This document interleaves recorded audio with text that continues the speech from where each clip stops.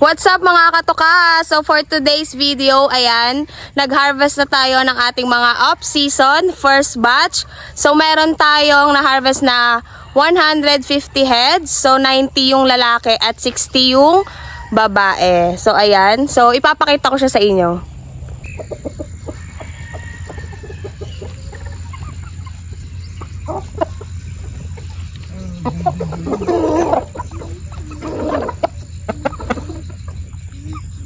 Tingnan nyo mga katoka, magkakamukha sila oh, pati ng size. Galing na.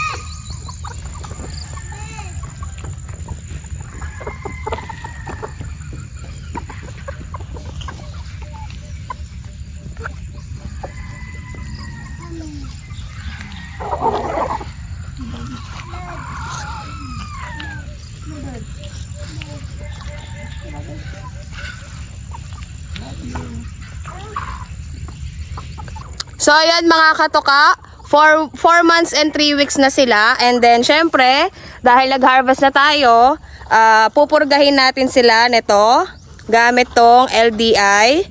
At syempre, i-injectan natin sila nitong Thiabex from LDI din. Ayan.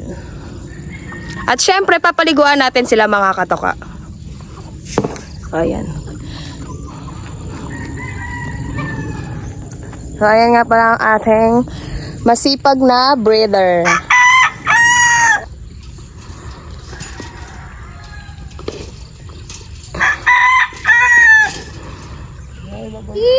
So, nandito tayo sa ating range area. Ayan.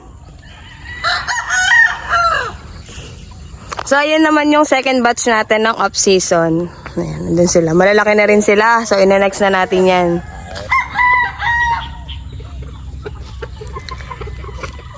So mamaya papaliguan na lang sila. Ayan. Kaya sila lang dalawa nandito. Sila naman ang magpapaligo.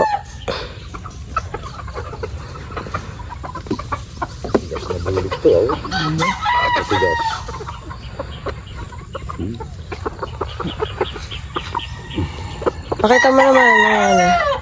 Bulek. 4 months and 3 weeks. Ayan. Ayan mga katuka, bulik ulit. Katawan. Stag na po. Ito mga katuka, sample ng ating Paul Spark Gray. Ayan. 4 months and 3 weeks. Ayan mga katoka, sample ng ating SBR. 4 months and 3 weeks. Ayan. Panlaban na yung katawan, no? Panlaban na tayo yung katawan. 4 months and 3 weeks. Ito naman sample ng block natin mga katoka. Ayan.